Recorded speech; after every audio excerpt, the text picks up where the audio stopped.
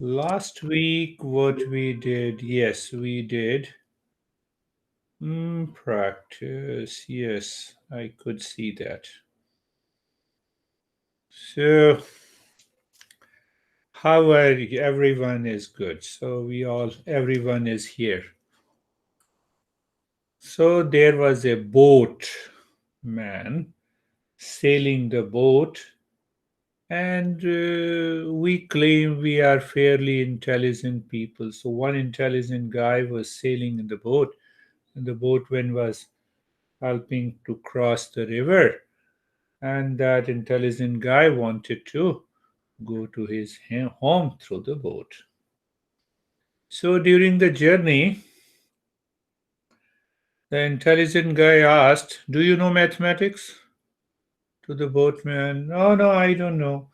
25% of your life is wasted." Okay. So again, the intelligent man asked, "Do you know about astrology?" It was almost evening. "No, I don't know." So another 25% of your life is wasted. Do you know about, nowadays, we have in US, I was listening to CNN, $71 billion industry for weight loss. The intelligent man asked, "Do you know something about diet?" "No, no, I don't know." 75% of your life is wasted. And in the middle of the river, the storm came, and the boatman asked, "Intelligent guy, do you know swimming?" So the intelligent guy said, "No, I don't know swimming." "So I'm jumping into the river. I know swimming. I will cross the river." Your 100% of your life is wasted. The message is clear where we are. Are we living in the present moment? We accumulate wealth. I heard that uh, 80% of the Americans who won the lottery, so a survey was conducted, 80% of the people after 10 years, they became almost beggars. They lost all the money. Hmm? I think it was published in Time magazine. I subscribe to it. So this is how we live our life. This is how we live our life. So our master says there are 3 points in meditation or in living your life. First point is gaining the right knowledge. Right knowledge about who am I. And we should throw our garbage. We should throw the garbage of the knowledge that we have accumulated. It was used at a particular time, now it is not required. But we build our ego on that knowledge. And that causes a lot of problem. What knowledge? For example, oh, John is very good, Sophie is not so good, Anne is not good. We accumulate these kind of knowledges. So the master says you have to first is right knowledge of the real self. What is real self? And that is why this tradition is known as master and a disciple tradition. That is how I learned from my master for 26 years. He is teaching for 5 hours, then he said, "Go back to your room, contemplate and reflect, do the practice, see the result, come back." And I used to slip lot of understanding. And then he said, "No, go back again, what I taught you." So it was a very strict discipline in that master and a disciple tradition. So the first thing is to that we should have a right knowledge about real self beyond cult, dogma, belief, release. That is very important. Second thing, what knowledge is not required, throw them into the garbage. How we do that? We separate. That is the second step. We separate what is real and what is not real with reference to meditation, with reference to the knowledge of the reality. And it is the simplest thing to do it. Our master says there are two things, what I am and what I am not. What it means? What I am? Only one thing we have to keep in mind. That real self is pure consciousness of the nature of pure awareness, truth, love, permanent happiness, and wisdom. Rest is garbage for meditation. What I am not. We have all the thought pattern enters into the mind that pertains to what I am not. 99%. And the third step is practice, practice, practice with commitment. And that changes the mind completely.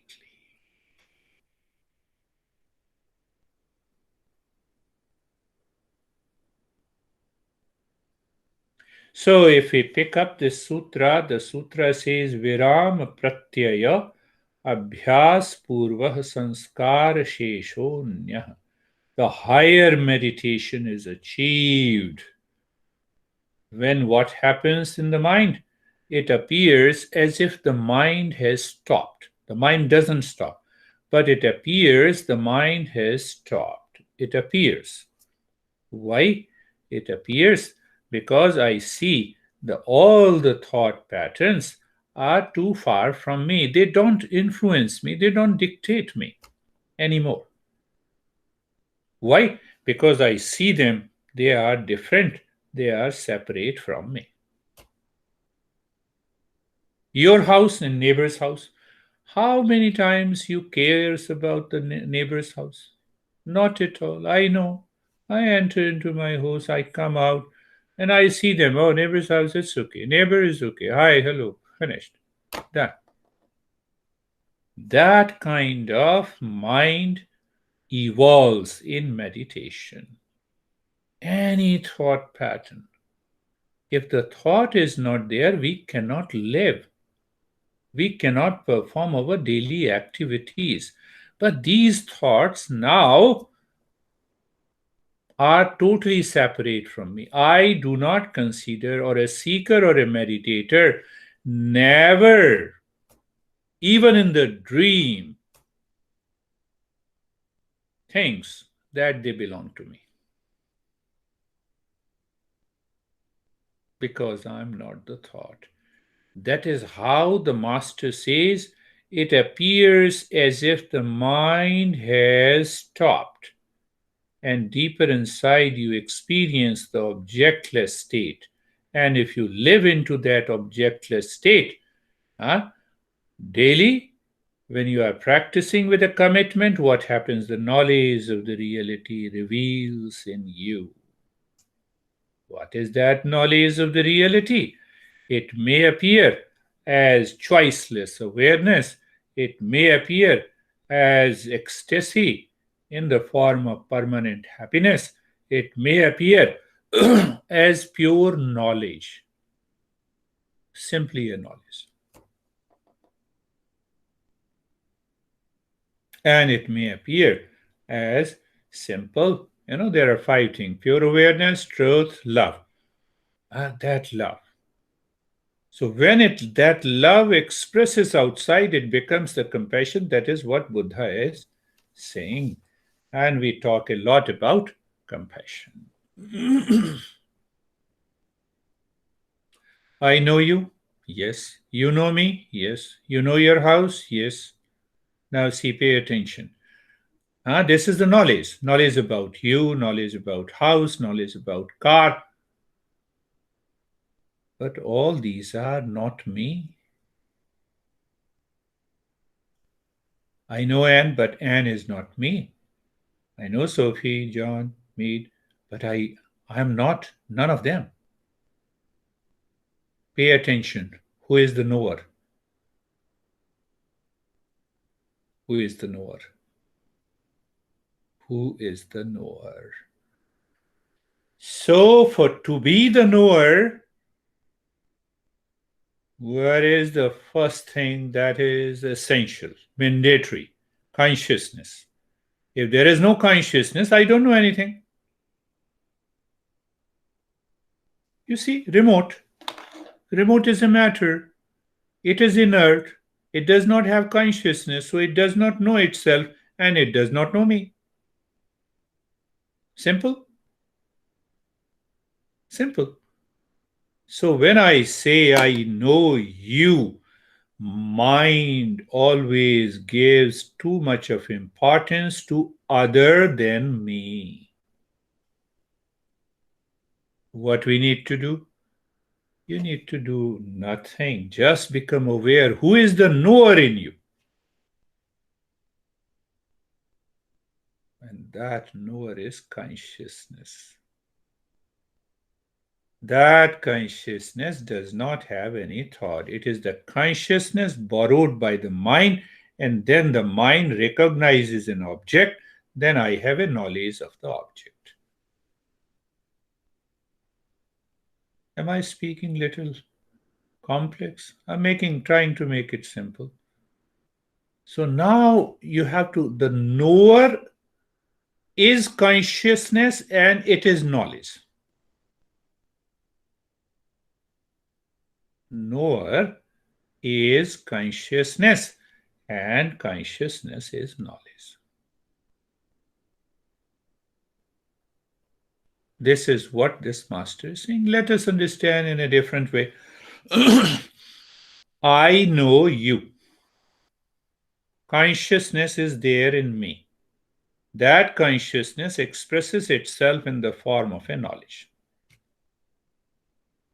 Matter cannot express in the form of a knowledge because it does not have a consciousness. Clear?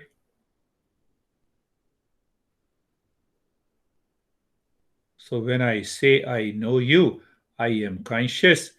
When I say I know myself, I am still conscious. So my first-hand personal experience or first-person experience of every human being is consciousness. And that consciousness is independent of the mind, body, breath, intellect, ego, thought, pain, pleasure, duality, conflict. The meditation takes us to that state. Can you divide consciousness? No. Can you divide space? No. But still we divide. That creates a delusion. The space in my house, I say, oh, it's a big room. Oh, it's a huge living room. That means the space. So the space outside my house and the space inside my house are the same or not. And if they are same and one, what divides? Master says it is the delusion that divides. It appears as if the space inside the house is different from the space outside. Take a pot. The space inside the pot and the space all around, are they same or different? They are one. Okay, you say a pot. Pot is made up of clay. Can you show me where is the pot? I see on this side it is also clay. I see on this side it is also clay. I see at the bottom it is clay. Where is the pot? The pot in appearance. Pot in fact do not exist. But for the sake of convenience, for the sake of language, we make it exist to work in the material world. Clear? Are you getting it? I'll make it simple. This is what we are talking of the higher meditation practice. So I give an example of a pot. Now, one pot is me, another pot is Sophie, third pot is Girish, fourth pot is Anne, fifth is John, and sixth is Michelle. We have 6 pots. We feel as if they appear, but there is only one consciousness in all of them that cannot be divided. Once we awaken to that one reality, we have succeeded in meditation. That is known as awakening. Are you getting it? No, Sophie will say, no, I am Sophie, more beautiful than you. You have a gray beard. Acharya, can you repeat the consciousness concept again? I'm sorry. Consciousness. When I say I know you, what it means that I know you as a different being. For any knowledge to take place in our life, consciousness is required. Without consciousness, I cannot know anything. So matter is inert. Matter cannot know itself. Matter cannot know me. Hence, it is inert. That is how we define it. So matter and consciousness. So for the knowledge to take place, consciousness is required. Can the consciousness be divided? First thing. Second thing, instead of I say I know you, let my mind retrieve, go back, and become aware of the knower. Who is the knower in me? Let me explain in a different way. So who is the knower in me? Can I say eyes are knower? No. If the mind is not there, eyes cannot know it. Can the mind be a knower? Mind in sleep doesn't know anything. So what is behind the sense organ, the mind, is the one consciousness. That consciousness and the knowledge, according to Eastern wisdom, are one. Where there is a consciousness, there is a knowledge. You cannot separate them.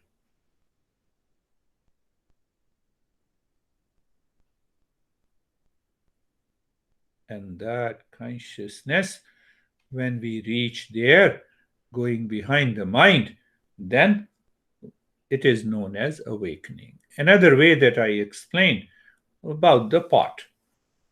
Where is the real self? The space is inside, the space is outside. So that real self of the nature of consciousness and the knowledge is also inside the body and outside. It is everywhere. Once we experience that, then what happens? Then these 6 parts, 6 parts means 6 bodies, we break the delusion. We don't see that I am different from you, you are different from me. I am different from you only in appearance. So there we reached there when I said, I and the Sophie or the John or Mead, all are essentially one. Appears different. At what level? At the physical level. Appears different. Now go a little deeper. Is your body not made up of the same matter which my body is made up of? Go to the ultimate cause. Tell me.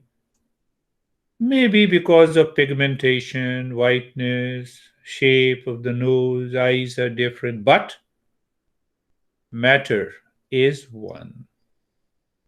Matter is essentially one. So it means the meditation is a journey to discover the ultimate cause,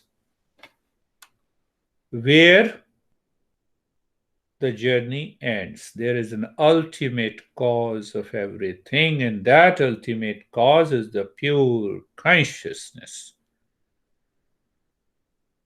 That consciousness, when we discover in the state of objectless state of mind, in the emptiness state of the mind, and we reach there.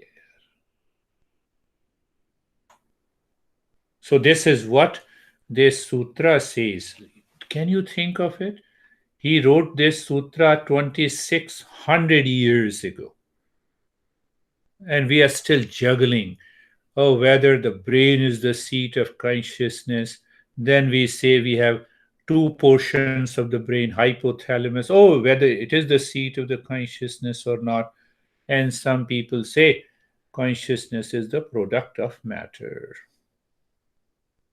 There are 3 or 4 divergent views in neurosciences and modern science.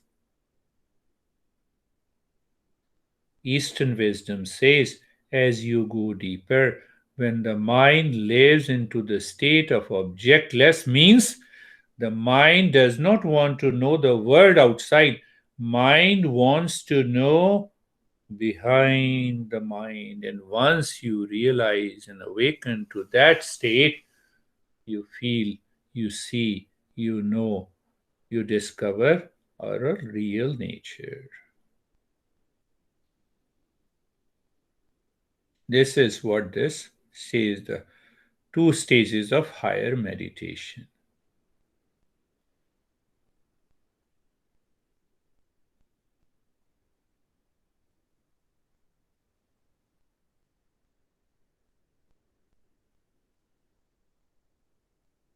Another perspective, then we will do it, but let us take it. Why to go for another perspective?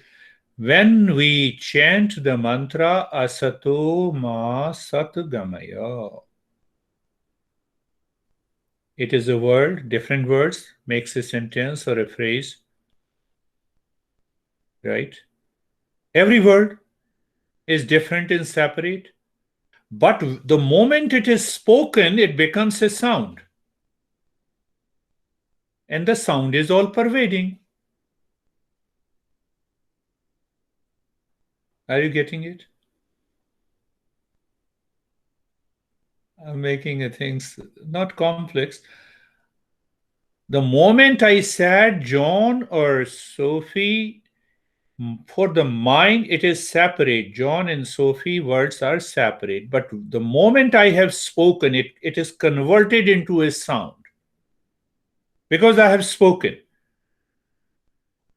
That sound is still present in the space. Isn't it? That sound is not limited to the word the moment it is spoken. So that is the power of the mantra. Asatu ma satagamaya. When I say singing and listening, this is the first step. Simply singing and listening. Asatu ma satagamaya. You are singing mentally in order to become aware of the sounds. Asato ma satgamaya. So let that sound, you hear it. Then we go to the meaning.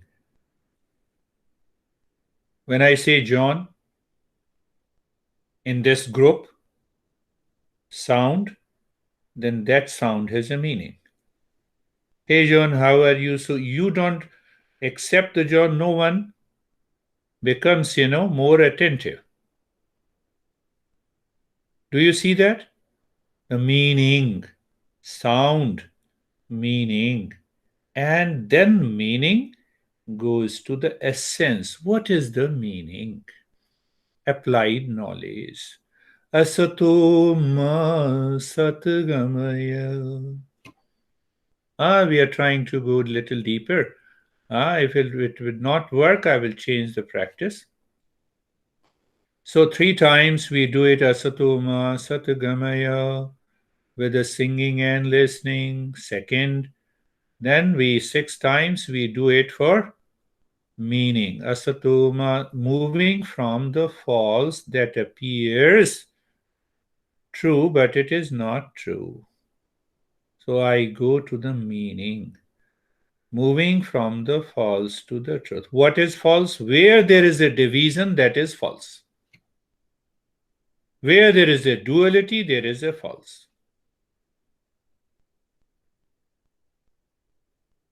Then the third stage we go for the applied wisdom. Asatoma satgamaya. The truth is always one. Why it is one? Consciousness is one. Why it is one? Think of it. Why it is one? Because it remains same in all the time, whether it is past or present or future. It remains same in all locations. It remains the same in all events.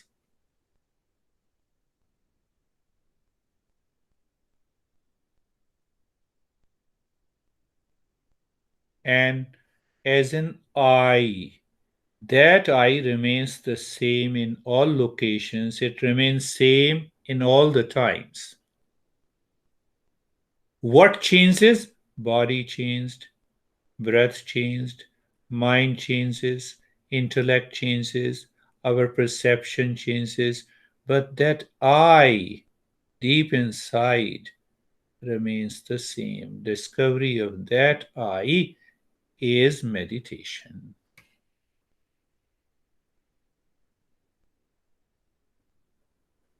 Tamaso ma jyotirgamaya. Tamaso ma jyotirgamaya. Moving from the darkness or ignorance to wisdom, to knowledge. Why? Knowledge is consciousness. Pure knowledge. Not the knowledge gained by the mind. That is why I told the story. Academic knowledge, information, knowledge about others. 75% your life is wasted. And the boatman said, now I'm living here, your 100% life is wasted. Do you know swimming?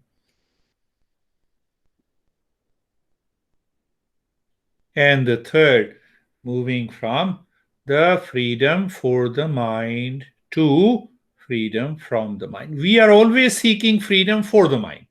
That is the biggest problem. What is freedom from the for the mind? I like you, hence I am attached to you. Hence, I have some expectations from you. You have some expectations from me. So my mind is focused on others. That is what is known as freedom for the mind. As long as you will seek freedom for the mind, your problem and suffering will never come to an end. Do whatever you want to do. Freedom for the mind. And this mind is seeking one thing at one time, seeking something else at the other time. I hate you first time, and after a few days, I love you, I'm sorry. You see, mind is seeking something other at different times. I love you. You are my soulmate. And after a few months, you are my sourmate.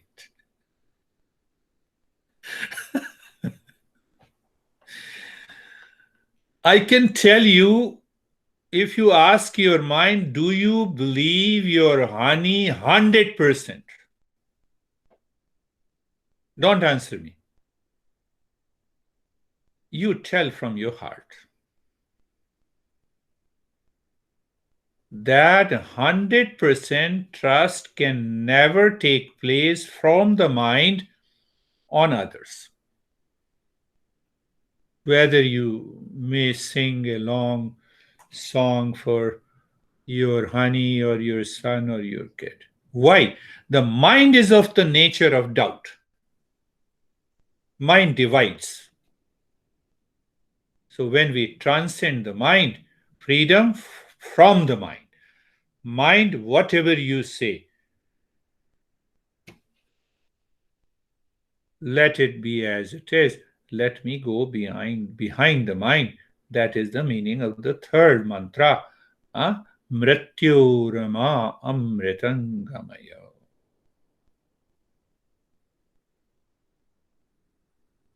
And then we come to Om Shanti Shanti Shanti. Om is symbolic. I say John, I say Michelle. So the way, name is symbol, label. So same way, Om is a label of real self. The moment you sing Om, look deep inside your heart. Shanti. First Shanti, freedom from the mind. Second Shanti, to the mind should remain calm. Third Shanti, to the body and the world outside. That is how Master explains this mantra. Am I being too complex? No, it's so simple.